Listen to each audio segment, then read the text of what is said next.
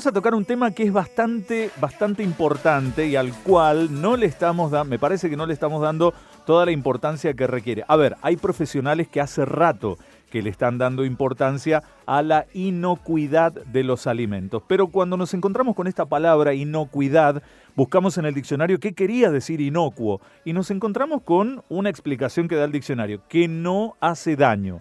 Ahora, cuando lo relacionamos con alimentos, sí, ahí empieza a arrugarse el entrecejo porque decimos alimentos que hacen daño o alimentos que no hacen daño. Tengo la respuesta a todas las preguntas que te estás planteando y te has planteado, no solo durante la mañana, Ale, sino durante toda tu vida. Bueno, está el bromatólogo Daniel Rabino, es el jefe de Dirección de Higiene de Alimentos del Ministerio de Salud, Desarrollo Social y Deportes de Mendoza. Daniel, ¿cómo le va? Bienvenido, buen día. ¿Qué tal? Buen día, ¿cómo están? Un gusto estar en contacto con ustedes. Igualmente, doctor. ¿Se le puede decir doctor a un bromatólogo? No, soy bromatólogo. Me van a acusar de ejercicio ilegal de la profesión. Muy bien. Doctor, bueno, para la charla entonces, como queda largo decir bromatólogo, le vamos a decir Daniel directamente. Es suficiente con el Daniel. No hay Genial, entonces. ¿Qué es específicamente, Daniel, la inocuidad cuando hablamos de alimentos? Bueno, la inocuidad tiene que ver con todo lo que tenemos que hacer, los que estamos involucrados en la cadena de elaboración y consumo de un alimento para que ese alimento no nos haga daño. Digo todos, porque en realidad todos tenemos un rol importante en esta cadena de inocuidad alimentaria. Desde que el que elabora, el que produce la materia prima, el proceso de elaboración, el transporte, la distribución, la venta, nosotros como consumidores en la compra, en el almacenamiento y en el uso de ese producto. Daniel, esto quiere decir que hay alimentos, a ver, uno sabe que, por ejemplo, a ver, en cuestiones específicas, ¿no? A fulano le cae mal la leche, a mengano le hacen mal los alcauciles, pero cuando estamos hablando de esto me parece que es un poco más general. ¿Por qué un alimento podría hacer daño? Lo que vos estás planteando en principio tiene que ver con cada persona, claro, y la posibilidad de que tenga algún tipo de alergia o algún algo que con algún tipo de producto le desencadena un problema. Exacto, que eso uno lo puede entender. Claro, la inocuidad tiene que ver con que en los procesos de elaboración de alimentos se respeten requisitos que en términos generales da el Código Alimentario Argentino, que es una ley, que dice qué recaudos debemos aplicar, cuáles deben ser los hábitos de manipulación, cuáles deben ser las condiciones edilicias de construcción, de higiene, las pautas higiénicas del manipulador. Hasta la rotulación tiene que ver con este tema de la inocuidad, porque la rotulación nos puede indicar que el alimento que estamos consumiendo tiene algún tipo de alérgeno, a lo mejor, que me va a disparar algún problema de salud. Claro. Que eso sería lateral, pero inocuidad es tener un alimento que en condiciones de salud normales del consumidor no me va a afectar la salud, y pueden ser inconvenientes físicos, químicos o biológicos. ¿Todos los alimentos pueden ser o son inocuos? Todos los alimentos deben ser inocuos. Deben ser. Y cuando usted dice en la etapa de producción, específicamente en alguna etapa en particular o en su producción en general. En la producción en general va a depender del proceso de elaboración de ese alimento, qué cuidados debo tener yo en particular que pueden hacer que ese proceso en particular tenga algún tipo de inconveniente. A ver, un problema físico puede tener que ver con las instalaciones del establecimiento, que tenga luces y que esas luces no estén protegidas. Un tubo fluorescente cuando revienta salen disparados astillas de vidrio por todos lados y si caen en el alimento vamos a tener un riesgo físico. Claro. Un tornillo, una tuerca, un pedazo de astilla de madera. Un riesgo químico es que yo no tenga identificada correctamente los productos químicos que puedo utilizar para saneamiento, ¿sí? Detergentes, desinfectantes, desincrustantes y demás, que yo los utilizo en determinadas condiciones para determinados procesos. Por ahí no están identificados y se puede cometer el error de agregar algo que no es el componente natural de ese alimento. Ustedes han visto que se venden un montón de cosas fraccionadas, que no debería ser así, sin rotulación. Entonces, ¿Cómo que, por ejemplo, Daniel? Para poner ejemplos también... Hipoclorito de sodio, lavandina fraccionada. Bien, estos productos que son para utilizarlos en cualquier ámbito, pero en este caso en particular en el rubro de alimentos, deben tener una identificación, provenir de un establecimiento habilitado, tener indicaciones de fecha de elaboración, fecha de vencimiento, cuidados en el uso, toxicidad, precauciones al preparar los productos, pueden ser alcalinos, cáusticos y salpicar a los ojos del que prepara.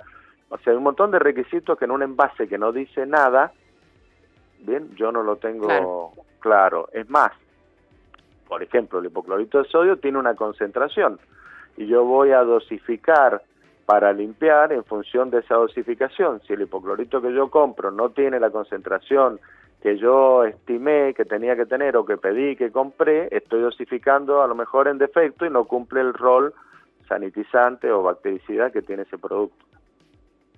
¿Cuáles son las enfermedades que pueden ser más comunes en estos casos cuando falta la inocuidad en los alimentos?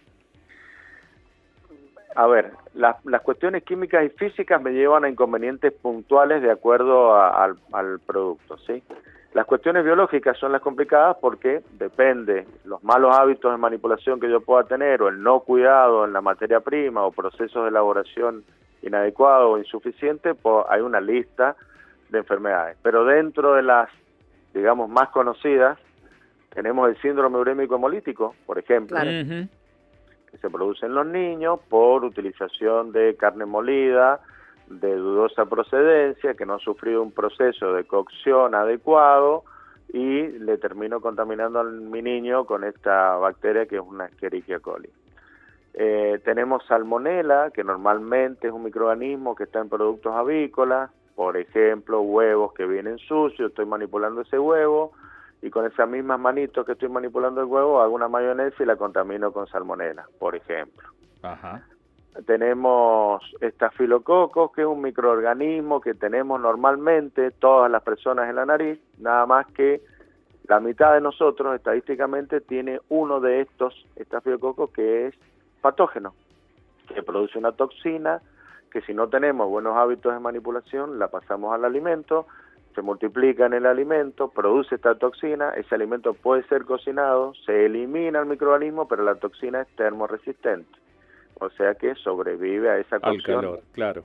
Al calor, y ahí tenemos una intoxicación. La intoxicación con estafilococo es muy conocida por ser de sobremesa, que se le llama, en un banquete, en un evento así, a la hora de haber consumido los postres, bombitos de crema o una torta, empieza la gente con la sintomatología, diarreas, vómitos y demás, en un par de horas ya se manifiestan los síntomas. Exacto. Daniel, esta costumbre y este consejo que siempre se da, que lo hemos visto mucho en la tele, por ahí que ahora está tan de moda la cocina en la televisión, y que siempre recomiendan que cuando uno pica carne en una tabla, la dé vuelta a la tabla para picar verdura. Recordemos un poquitito por qué era esta recomendación.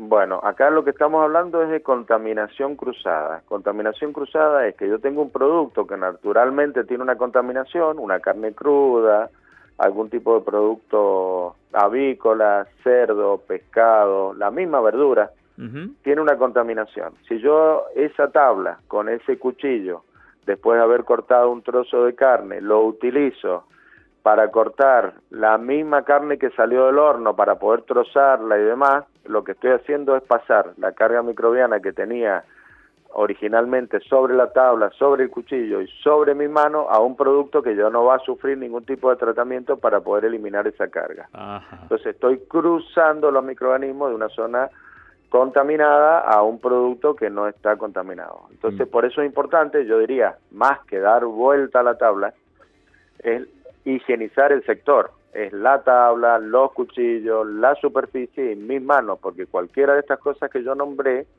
¿sí?, en el trabajo de un producto terminado o que no va a sufrir ningún tratamiento, le voy a pasar la contaminación. Claro. Repasadores, por ejemplo. Exacto. Y estos microorganismos, Daniel, sobreviven a una buena higiene, o con una buena higiene ya podemos darnos como satisfechos.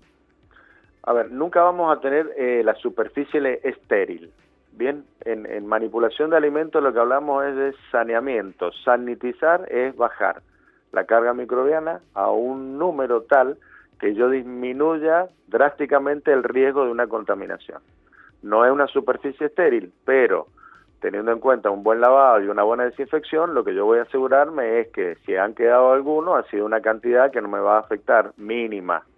Bien, no puedo esterilizar porque esterilizar sería pensar en otro tipo de proceso. Ese es el concepto que se utiliza en manipulación de alimentos.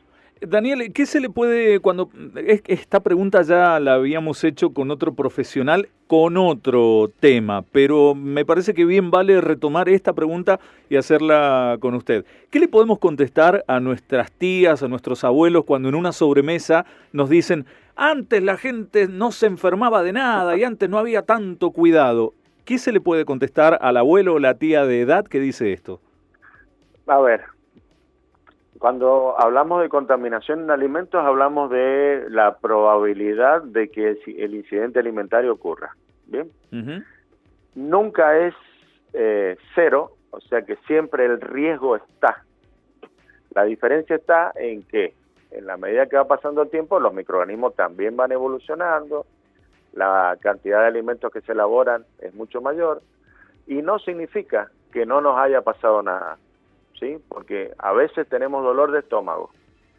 Sí, me cayó pesada la comida, dice uno, y a lo mejor es una intoxicación alimentaria. No siempre la intoxicación termina en el hospital con suero o con algo drástico o con la muerte. Hay un montón de procesos que tienen que ver con la intoxicación alimentaria y que probablemente me hayan ocurrido durante toda la vida. Pero le voy a dar otro ejemplo. A esa tía o a esa abuela, el año pasado, en enero, se nos murió una persona en el sur de la provincia por botulismo. Sí. ¿Bien? El señor compró un paté de hígado de cerdo que elaboraba un vecino que hacía años que lo venía haciendo, toda la vida. Y le compramos paté y nunca pasó nada. ¿Y ahora pasó? Y ahora pasó. ¿Y qué pasó? Con la muerte de este señor, porque no lo tomaron a tiempo, la carga microbiana que tenía era muy alta y no hubo manera de salvarlo de este tema, de esta intoxicación alimentaria, y se murió. Entonces la pregunta es, ¿nunca pasó nada porque estaba todo excelente o nunca pasó nada porque la ruleta rusa no me enganchó justo la bala cuando yo disparé? No podemos apostar a ese riesgo, ¿sí? Nosotros somos responsables como consumidores y elaboradores de alimentos en nuestro hogar de la salud de nuestra gente. Yo podría trabajar como se me dé la gana, ¿bien? Ahora, el riesgo de que tenga una intoxicación va a ser muy alto. Si cumplo todas estas pautas y estos requisitos y demás, yo disminuyo drásticamente el riesgo. Mucho más que interesante y valioso esto, Daniel. ¿Dónde vamos para recabar información, para tener más conocimiento de esto? ¿A dónde llamamos? ¿Qué hacemos? Bueno, tenemos la página del Departamento de Higiene de los Alimentos. Hay que googlear el Ministerio de Salud. Dentro de la repartición está el Departamento de Higiene y cuando tienen allí, dentro de todo lo que es gestión, descripción de productos, establecimiento y demás, tienen la parte de información. Perfecto. Tienen también la parte de el ANMAT, que es el organismo nacional que controla medicamentos y alimentos, que ellos tienen una página web donde también en esa página hay información al respecto y demás. Podemos asistir a los municipios. En los municipios están los departamentos de bromatología, donde ahí se asesora, se puede asesorar, se puede preguntar, se pueden llevar productos si tenemos que hacer alguna denuncia y demás. Y el lugar nuestro físicamente está en San Martín y Rondó, en el edificio donde está la Subsecretaría de Trabajo. En el tercer piso está el Departamento de Higiene de los Alimentos. Daniel, muchísimas gracias por la comunicación. Bueno, un gusto. Lo que necesiten, estoy a disposición de ustedes. Sé que hace poco que están al aire, si no me equivoco. Sí, bueno, dos meses y días. Bueno, están tibios todavía, entonces. Sí. Y si lo invitamos a comer, Daniel, lo vamos a invitar un rato antes para que vea cómo preparamos la comida, para que se quede tranquilo. Un abrazo y muchas gracias. Un gusto y lo que necesiten a disposición de ustedes. Gracias. El bromatólogo Daniel Rabino, el jefe de la Dirección de Higiene de Alimentos del Ministerio de Salud, Desarrollo Social y Deportes de Mendoza.